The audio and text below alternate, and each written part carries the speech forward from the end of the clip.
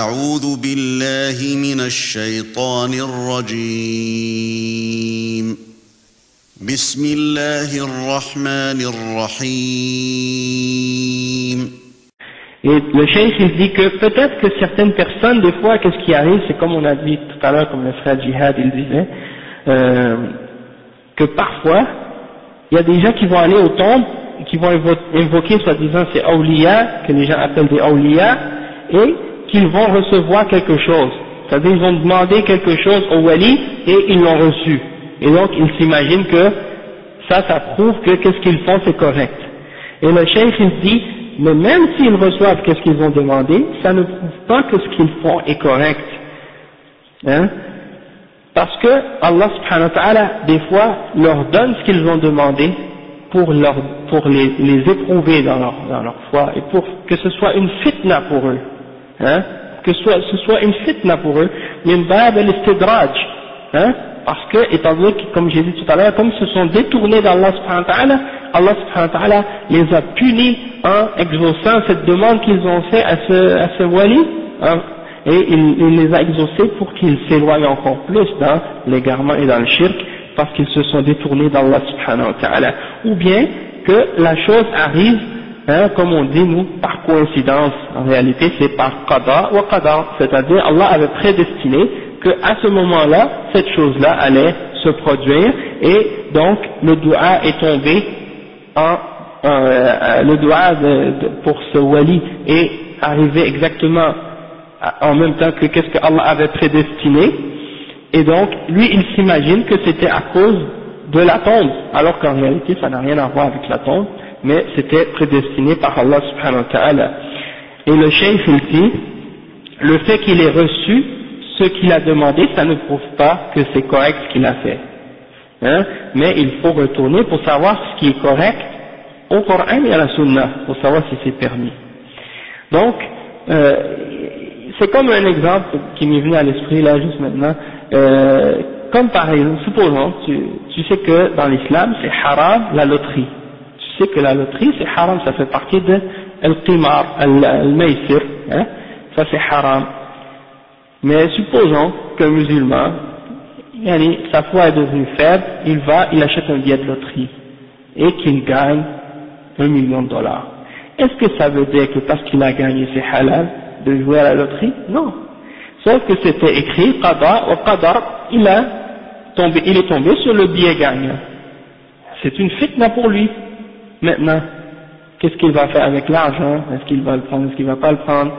Déjà en partant, c'était pas permis de jouer, mais une fois qu'il est rentré dedans, c'est devenu une fitna pour lui.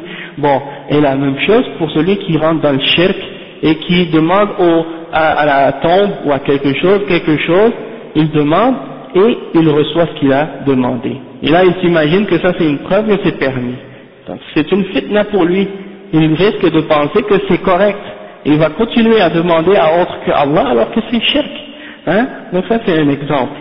Et donc si tu veux savoir si quelque chose est permis, c'est pas en faisant ces genres d'expériences-là, mais c'est en retournant au Coran et à la Sunna pour voir si c'est accepté ou non, et tu fais ce qui est permis et tu t'éloignes de ce qui est interdit. Et c'est pas par les traditions, les coutumes, ou les histoires que les gens racontent, ou les rêves, ou les superstitions, ou bien il y a des gens, c'est ça ce qui est souvent les gens qui n'ont pas beaucoup de connaissances de l'islam, ils se racontent des histoires, hein. Un tel, il est allé à telle tombe, et il était malade, il avait telle maladie, et il est allé demander à ce wali, il a été guéri. Une femme, elle dit, cette femme, elle ne pouvait pas avoir des enfants, elle est allée voir tel wali, et elle est tombée enceinte. Donc les gens se racontent ces histoires-là, et puis ils vont, et puis par la suite, et ça continue à se répandre, et puis les gens commencent à suivre ça, et ils tombent dans le shirk, et ils s'imaginent que c'est correct, alors qu'en réalité c'est complètement faux. Hein? Et le fait, comme on a dit, que des choses comme ça se produisent, ça ne prouve pas que ce qu'ils font est acceptable. Quelle heure est-il? Donc, je pense que peut-être on va lire encore un petit passage, puis on arrête.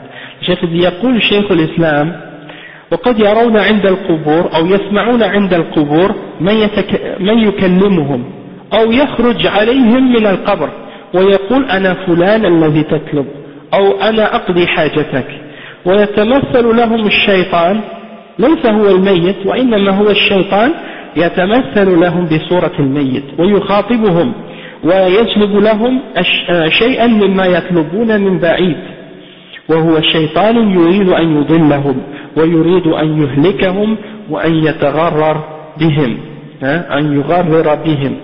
Le Cheikh al-Zikr Ibn Taymiyyah a dit que parfois même, lorsque ces gens-là vont aux tombes, c'est même possible qu'ils entendent des voix qui leur parlent de la tombe.